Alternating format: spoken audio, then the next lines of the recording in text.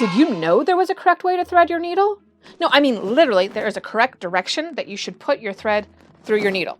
And that's what I'm going to show you in today's video. Plus, I'm going to give you some tips that should make it easier to get it through that eye. Welcome, friend. I'm Elena with Thimble and Plume, and we are historical reenactors with a passion for sharing the things that we've learned over the years in order to empower you to become the best costumer you can be. So, without further ado, let's get right into it.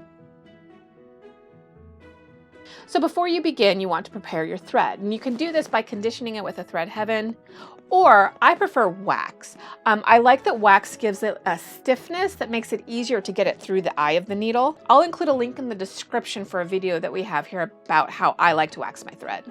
Tip 2, thread your needle in the direction of the thread twist. What does that mean? Let me explain. No, there is too much. Let me sum up. Yeah, what he said. So we're going pretty deep here, folks. This is stuff that I didn't learn in school. This is something that I actually had to look up. So when a sewing thread is constructed, they take several plies and twist them together to form the thread. Each one of those plies is first twisted in either a clockwise or a counterclockwise direction, and then they're twisted together to form the final thread in the opposite direction from their original twist. And that's what makes it stay together. The direction these twists go in is referred to as either S or Z twist, depending on the direction. Some are twisted in a left to right or counterclockwise direction, and this is referred to as a Z twist. S twist, on the other hand, is twisted from left to right or clockwise. So what happens is, if you pull a thread through the fabric in the direction opposite of its twist, it starts to unravel, and that causes it to tangle. But if you pull it through in the direction that it is twisted, it actually tightens it up, which makes it go through smoother, and it also strengthens the thread as it goes. So, how do you determine what your twist is? Good question.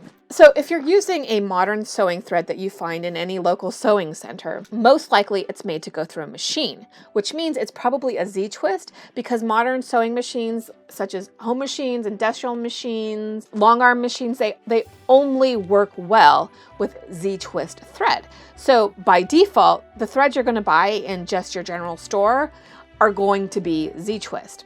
But there is another way to tell, and that's by looking at your thread very close. Let's demonstrate. What you want to do is pull a bit of thread off your spool, and with the spool below the thread, look closely at how your thread comes off your spool. If it goes in the direction of a Z, then it's a Z twist. And if it goes direction of an S, then it's an S twist. So once you determine whether it's an S twist or a Z twist, then you can determine which direction you need to thread it through your needle. Remember, you want that twist to go in the direction that it was twisted in so that it tightens as it goes through your fabric, similar to the threads on a screw. So if you have a Z twist thread, you want it to go through the needle in the same direction as it comes off the spool, very much as it would go through a machine, since it is made for going through a machine.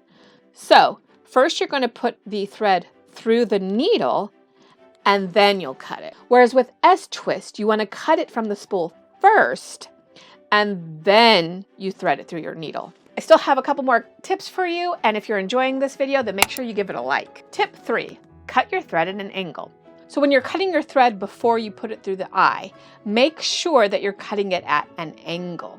And this gives it a slight taper and also makes the end thinner than the rest, which it makes it go through the eye of the needle a little bit easier.